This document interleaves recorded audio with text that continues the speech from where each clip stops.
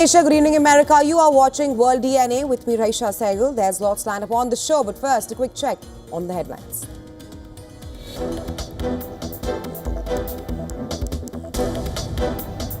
At least 6 people, including paramilitary soldiers, killed in suicide attack on a convoy in Pakistan's Balochistan. Dozens reported to be injured.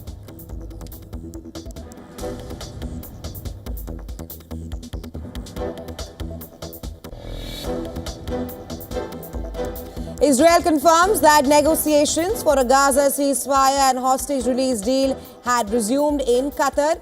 More than 30 people killed in fresh bombardment of the territory.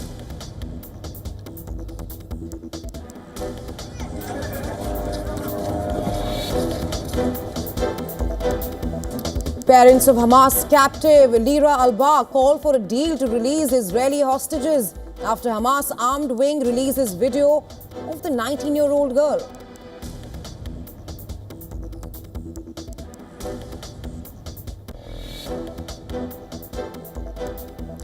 India's Health Ministry holds joint meeting on reports of HMPV outbreak in China, says nothing unusual in flu cases in India.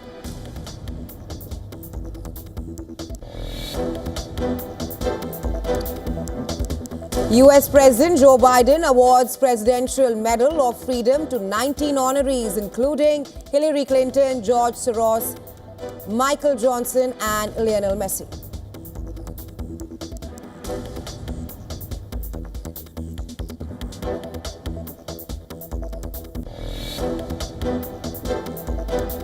US begins final send-off for former President Jimmy Carter. Memorial held at Carter Presidential Library and Museum in Atlanta, Georgia.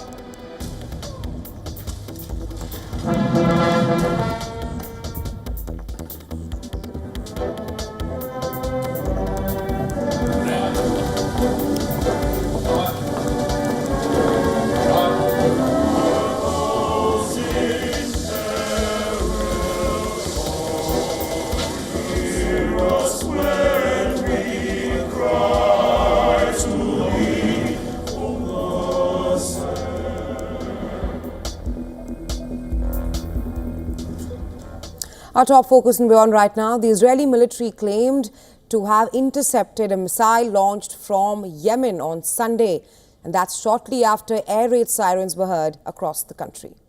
This comes days after a drone from Yemen was shot down after crossing into Israeli airspace. The Houthis in Yemen, backed by Iran, they have been actively targeting Israel with missiles and drones, claiming that these actions are a part of their support for Palestinians amid the ongoing war in Gaza.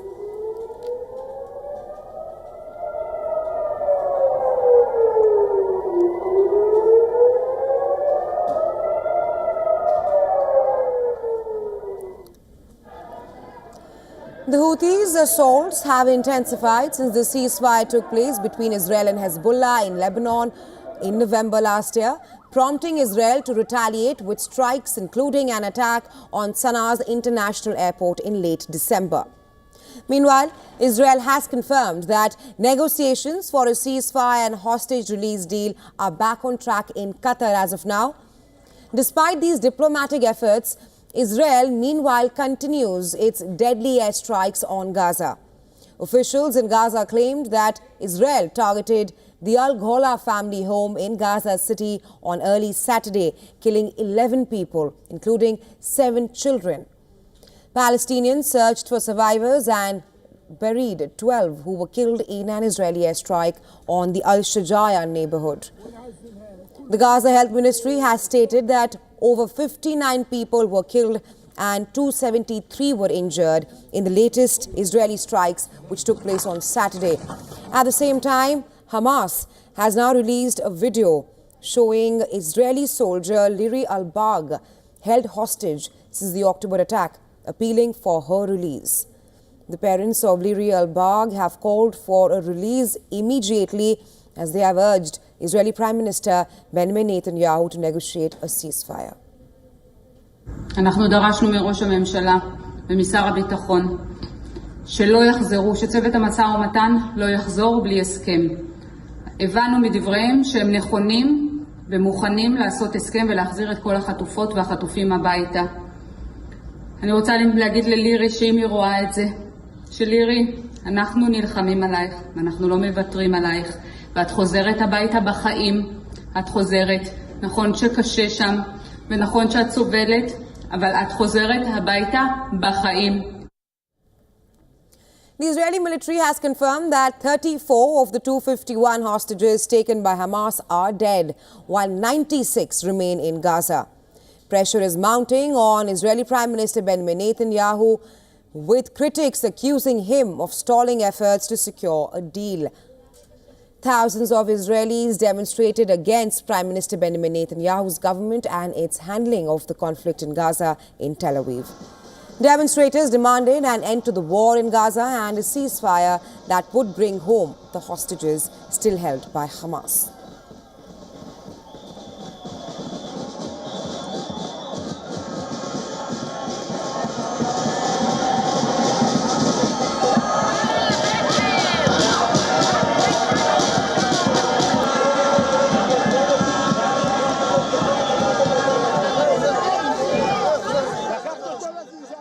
I am here because of our government is not paying enough attention to the hostages that still remaining in Gaza.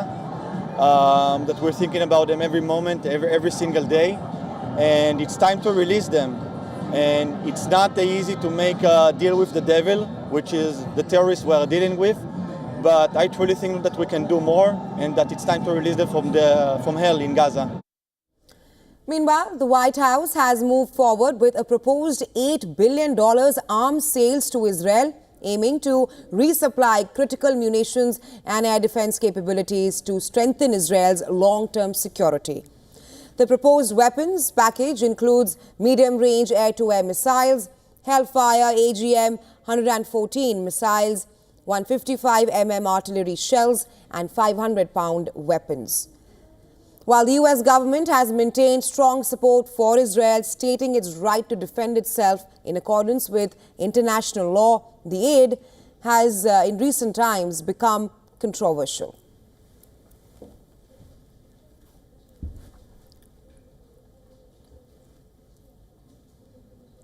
Now, Syria's Damascus airport is set to resume international flights on the 7th of January, and that's according to the Syrian Civil Aviation. This follows preparations that began last month after rebel forces captured the capital, toppling Assad's regime in Syria. Lebanon is in talks with Syria to resolve new restrictions on Lebanese citizens entering the country. Syrian authorities recently imposed entry requirements, ending a long-standing policy of visa-free access. Meanwhile, Egypt delivered its first humanitarian aid to Syria following the regime change. A plane carrying 15 tons of supplies arrived in Damascus, marking a gesture of support amid the nation's economic and humanitarian crisis. Now, Syria's new government has announced plans to strengthen diplomatic ties with Gulf states in a bid to secure investments for rebuilding the war-torn nation. The foreign minister has already visited Saudi Arabia and will head to Qatar, UAE and Jordan next week. Meanwhile, Iranian Foreign Minister Abbas Araghchi has described the swift changes in Syria as a surprise to all parties, including former Syrian President Bashar al-Assad, while cautioning external powers against interfering in the country's internal affairs. In the wake of all these events, Araghchi visited China from 27th to 28th of December for talks on the current situation in Syria. We are waiting for the Syrian transitional government to announce its policies towards other countries in the region and beyond, and for the government to stabilize itself. What we are looking at is not superficial changes or slogans, but tangible actions. Our engagement with the Syrian transitional government will depend on its actions. Iran is acting with complete goodwill, and we hope for Syria's stability. US's former Secretary of State Hillary Clinton and billionaire George Soros are among those to have received the country's highest civilian honor from the outgoing President Joe Biden, while 19 people in total received the Presidential Medal of Freedom. The White House said in a statement, Clinton was honored for having made history many times over decades in public service, including being the first woman nominated by a major party for a U.S. presidential run. For Soros, the White House said he was honored because he has supported organizations and projects across the world that strengthen democracy, human rights, education, and social justice.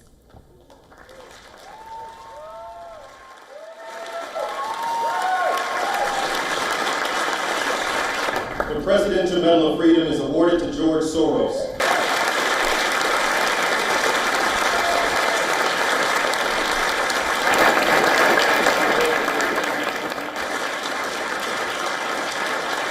Longtime Vogue editor Anna Wintour, basketball legend Irvin Johnson, football superstar Lionel Messi, singer and activist Bono, actors Denzel Washington and Michael J. Fox, and also fashion designer Ralph Lauren.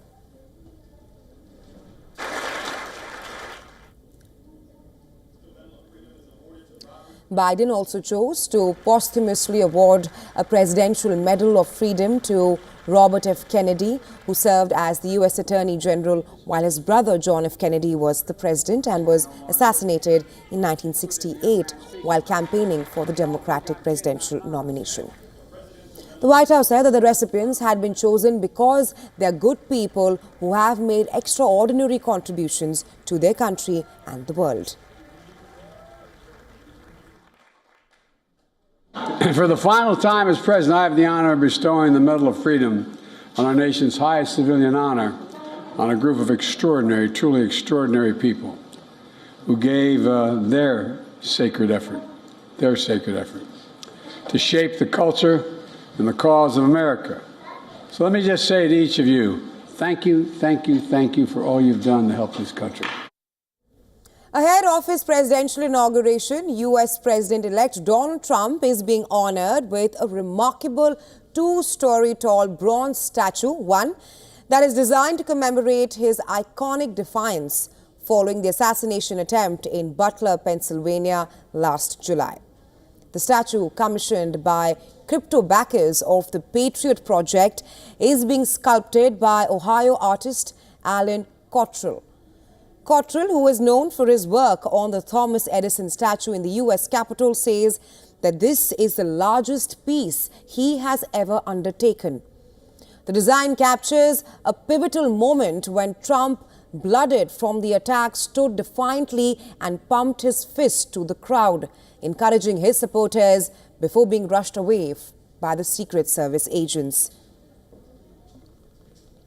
The statue is expected to be unveiled at the Trump's inauguration, with plans for a year-long national tour across the United States.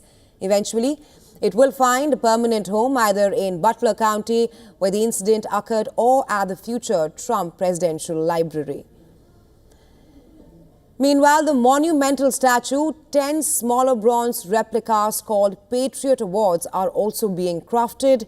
These will be presented to key figures who have played instrumental roles in the Make America Great Again movement.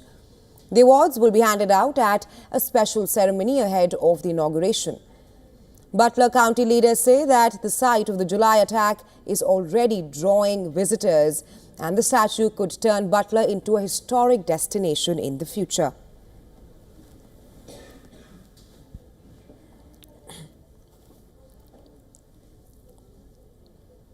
Moving on, at least 6 people were killed after a bus carrying paramilitary troops was targeted in Pakistan's Balochistan.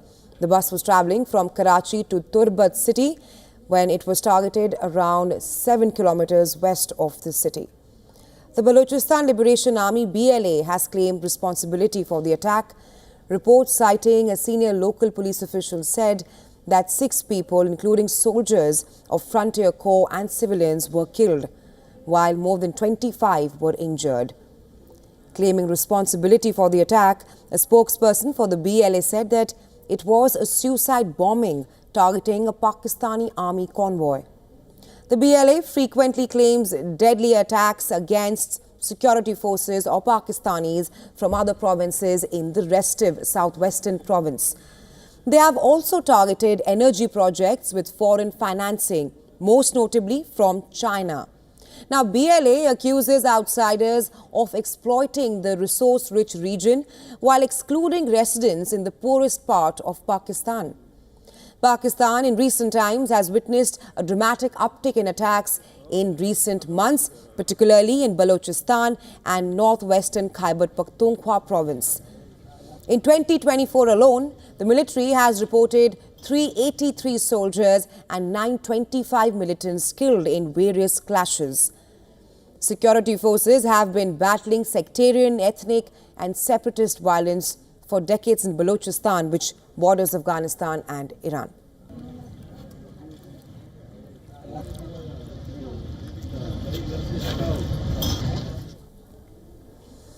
In efforts to inject a fresh momentum in Maldives' ties with India, the Foreign Minister of the island nation, Abdullah Khalil, is in New Delhi on a 3-day visit.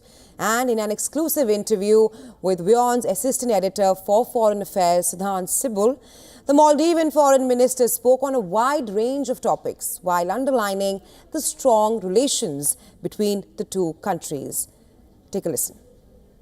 How do you characterize the relationship? As we saw a blip in the relationship, but because of the quiet diplomacy by the two sides, the relationship now looks like to be in a firm footing. So if you can characterize the relationship for our viewers. Since Maldives is in the middle of Indian Ocean, Indian security, Indian Ocean security, it is utmost important for us, because Maldives is a nation which loves peace and also stability.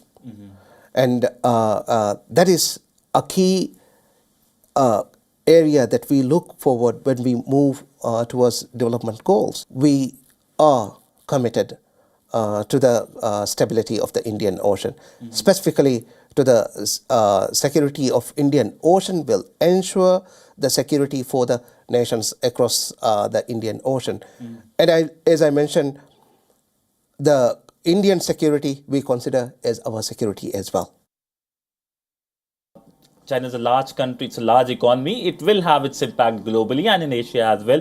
But how does Maldives sees its relationship with China, if you can characterize it? And there has been worries over the Chinese research vessels visiting Maldives. If you can perhaps talk about it, what is your stance? Because there will be anxieties here in New Delhi naturally. You see, I mean, this is a global world. In a global world that we have friends across the board, and the relationship is totally different between countries to countries. When it comes to India, for instance, we are having a historical, very close relationship between India and the Maldives. Likewise, with other countries, it may not necessarily be China or other countries. We have a relationship on different platforms, different angles. It may be commercial, it may be economic reasons. So, but when it comes to India, we always we consider Indian relationship as first. So we are committed to that one. So our relationship with other countries, it will not compromise our relationship with India. Because that is, we consider, since India being the closest neighbor and closest partner, whenever Maldives was in need in the past, India used to be the first responder. So that shows the strength of the relationship between both nations. Do you expect the Indian Prime Minister to travel to Maldives to inaugurate these projects? Indeed. I mean, we would love to see Indian Prime Minister to be in the Maldives. In fact, we take India very close to our hearts. And I am sure that we are seeing from the Indian side as well, India is committed to strive, flourish the relationship with the Maldives, with the Maldivian people as well. So on that note, I believe that Maldives as a whole, will be very, very happy to receive Indian Prime Minister to inaugurate these key projects, which are vital and significant and historic, will be in the relationship of the two countries. Has the relationship moved fast, and do you or the Maldivian government reaffirmed the India first policy, something that was a policy. You are the first foreign minister, so there is a kind of signaling. But if you can talk about how do you see in terms of these developments which were irritant in the relationship? Our relationship with the former president, it is totally different. He is totally out of and he is working against us at the moment. So, with the current strategic relationship between both countries, and historically Maldives and India, we are having economic relationship and security partnerships as well, and that is growing. So that shows the growing stronger relationship between both nations, and the past we consider as past, and we don't have to be on that. We don't have to take that. I mean, with us when we move forward. We have seen a Washington Post as well, which is totally untrue, based on, I'm not sure from where they have received the evidence, but it's totally untrue. So, there may be quarters who will come and have, work on straining the relationship between both nations. But we understand, the Indian government understands that we are there to work to have a very strong relationship between both nations, very strong people-to-people contact as well. That's it's a very short answer for that one.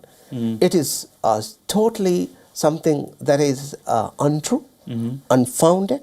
The allegations they have made on the Washington Post, that is something we believe there is no truth in that one. So it is as simple as that. Now, with the rising cases of respiratory illnesses in China, the Indian health officials have urged for calm, saying that the situation was not unusual. India's Union Health Ministry held a joint monitoring group meeting on Saturday. New Delhi stated that it is keeping a close eye on the situation and has also requested the World Health Organization to send timely updates. In a statement, the Ministry of Health and Family Welfare said that the situation in China is not unusual in view of the ongoing flu season. The ministry, citing multiple reports, stated that the cause of the recent surge in influenza RSV and HMPV viruses are the usual pathogens that are expected during this season. It also added that all these viruses are already in circulation across the globe, including in India as well. The ministry added that the Indian Council of Medical Research, the ICMR, has already put a strong surveillance system in place to monitor influenza and severe acute respiratory illnesses. It also added that there has been no indication of an unusual rise in influenza cases. And that's according to the latest data.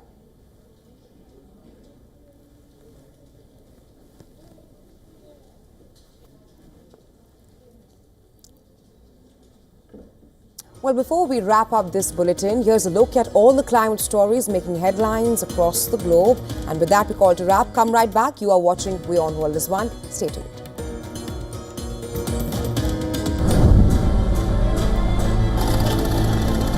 Il y avait des vaccins parce que...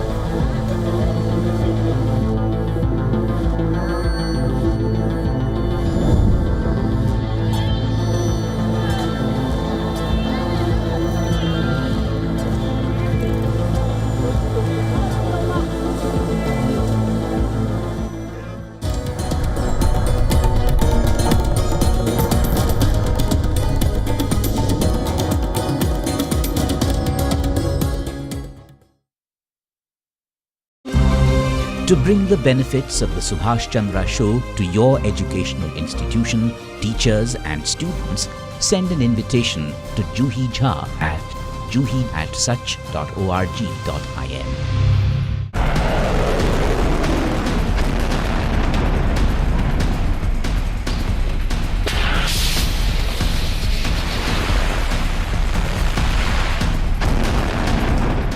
This week on the West Asia Post, as 2025 dawns, Iran's supreme leader says resistance will emerge victorious in Yemen and Lebanon. Houthis take up the fight with the US and Israeli forces, target Israeli airport and power facilities. 30 days into the ceasefire in Lebanon, what does Lebanon's future look like? Also on the show, we dive deep into Syria's election plans. Watch the West Asia Post with me, Radi Francis, only on WION. World is One. On Wings this week, we cover the preparations for the record-breaking Mahakumbh Mela in Prayagraj, and show you Mumbai's Art Deco buildings that are being preserved by enthusiasts. We look at new travel trends for the year, and people from every corner of the globe ringing in New Year's with everything from a cold plunge to fireworks. Only on WION. World is One.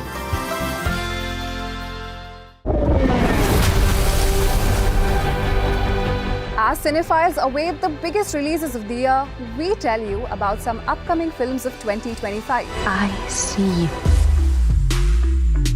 Know how Squid Game became a cultural phenomenon. And meet Indian singer Papan as he talks about his musical journey. All this and much more with me, Diksha Bisla, on WION E-Club at these times. Know more, understand better, think ahead. Hello and a very warm welcome. You are watching Gravitas with me, Molly Gambhir.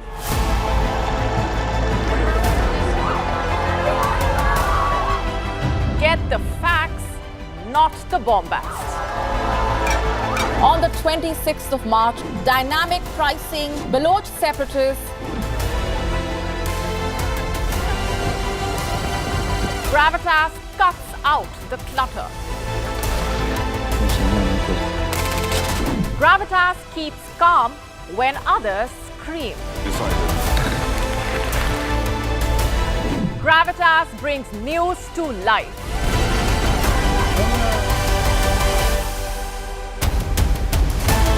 Weekdays, 9 p.m. IST, 3:30 p.m. GMT. Gravitas. Seeing is believing. The Earth is sending distress signals. Wildfires, droughts, and melting glaciers. Can we reverse the damage? Explore the harrowing effects of climate change. It's a wake-up call. Global emergency. Climate Tracker on WION. World is One. WION, India's global voice, the channel that brings you the biggest stories from across the world through India's lens. Now available in more than 190 countries worldwide. Because we believe that the world is one.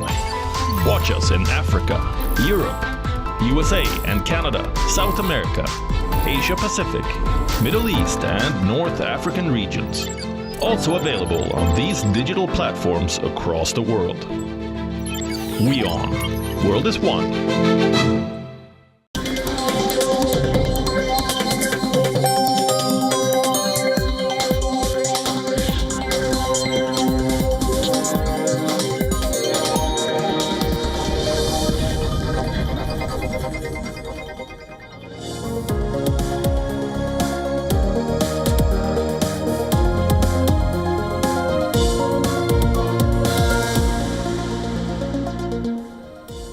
Welcome back. Thanks very much for staying with us. You are watching WION World is One with me, Raisha Sehgal. There's lots lined up on the show, but first a quick check on the headlines.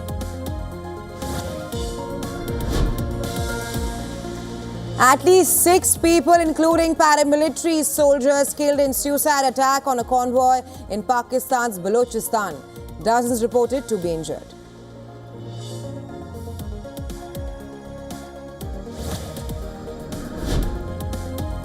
Israel confirms that negotiations for a Gaza ceasefire and hostage release deal had resumed in Qatar. More than 30 people killed in fresh bombings of the territory.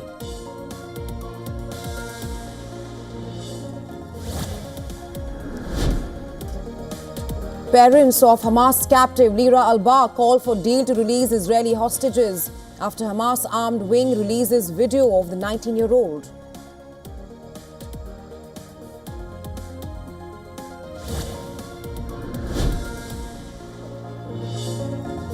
India's Health Ministry holds joint meeting on reports of HMPV outbreak in China, says no unusual surge in flu-like cases in India.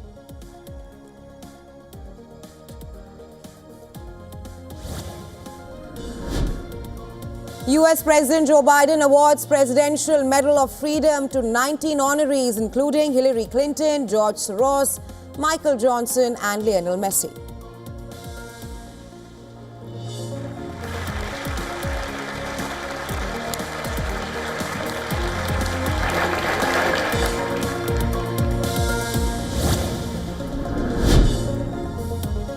US begins final send-off for former President Jimmy Carter. Memorial held at Carter Presidential Library and Museum in Atlanta, Georgia.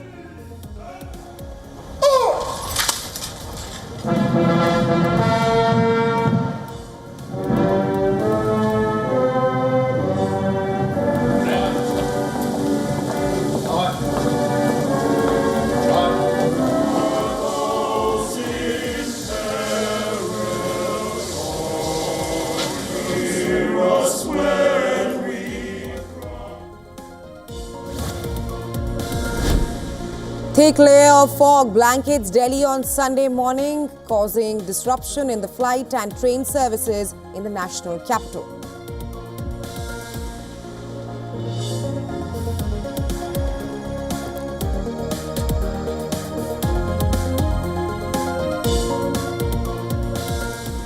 Starting with news coming in from Pakistan, where at least 6 people were killed after a bus carrying paramilitary troops was targeted in Pakistan's Balochistan province. The bus was travelling from Karachi to Turbat city.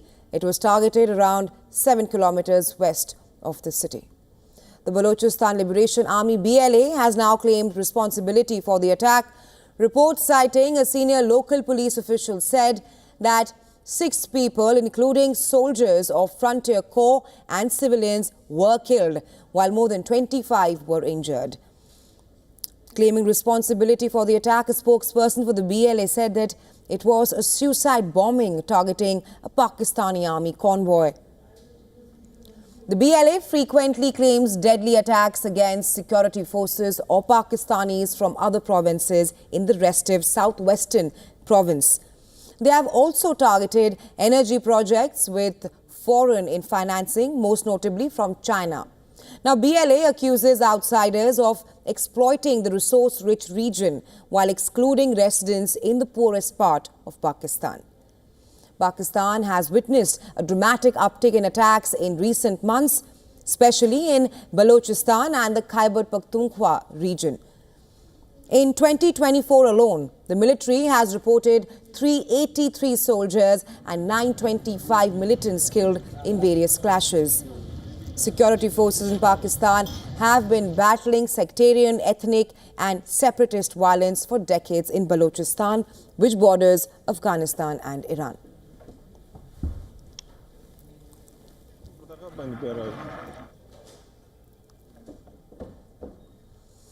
And now shifting our focus to West Asia, where the Israeli military has claimed to have intercepted a missile launched from Yemen on Sunday.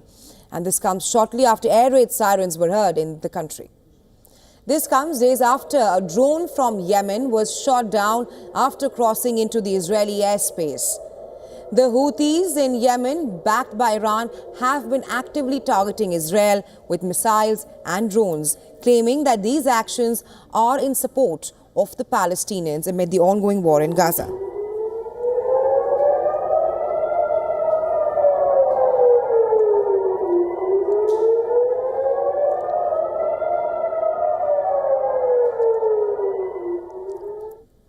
The Houthis' assaults have intensified since the ceasefire took place between Israel and Hezbollah in Lebanon in November last year, prompting Israel to retaliate with strikes, including an attack on Sanaa's international airport in late December. Meanwhile, Israel has confirmed that negotiations for a ceasefire and hostage release deal are back on track in Qatar. Despite these diplomatic efforts, Israel has continued deadly airstrikes on Gaza. Officials in Gaza claimed that Israel targeted the Al Gola family home in Gaza on Saturday, killing 11 people, including 7 children. Palestinians searched for survivors and buried 12 who were killed in the Israeli airstrike. The Gaza Health Ministry has stated that over 59 people were killed and 273 were injured on Saturday. At the same time, Hamas has now released a video showing Israeli soldier Liri al-Bagh held hostage since the October attack, appealing for her release. The parents of Liri al-Bagh have called for a release agreement as they have urged Prime Minister Benjamin Netanyahu to negotiate a ceasefire agreement.